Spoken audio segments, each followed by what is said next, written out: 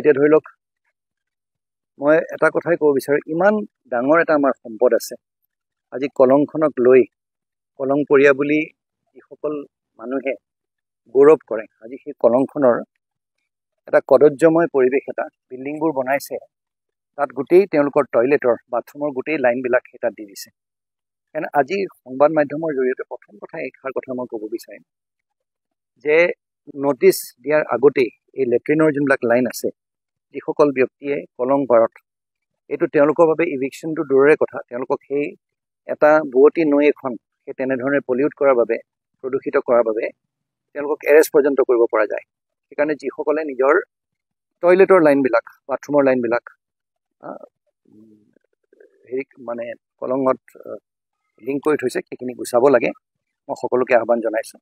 আজি দ্বিতীয়ত, যিসকল ব্যক্তিয়ে জানে যে তেওঁলোকে হয়তো ক'ৰবাত একচনীয়া পট্টা আছিলে, ইমানখিনি আছে পট্টা, তাৰপিছত তেওঁলোকে ম্যাদীকৰণ কৰি তাতকৈ বহুত বেছি মাটি দখল কৰি এটা কিবা তেওঁলোকৰ ঘৰ বা বাগিচা ইত্যাদি ইত্যাদি বনাইছে। সেইকাৰণে সেইখিনিক আজি প্ৰতিগৰাকী ব্যক্তিক আমি নটিচ দিয়া হ'ব আৰু তেওঁলোকক আমি আহ্বান জনাইছোঁ যাতে তেওঁলোকে নিজাববীয়াকৈ এই ঘৰবিলাক তেওঁলোকে ভাঙি দিয়ে বা বুৱতী এই নৈখনত, আমাৰ কলংখনত যিখিনি তেওঁলোকে বেদখল কৰিছে সেইখিনি বেদখলমুক্ত কৰি দিয়ে।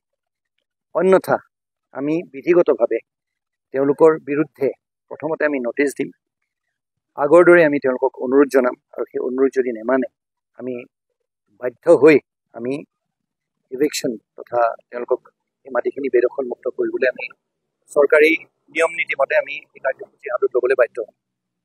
সেই ক'ব বিচাৰোঁ।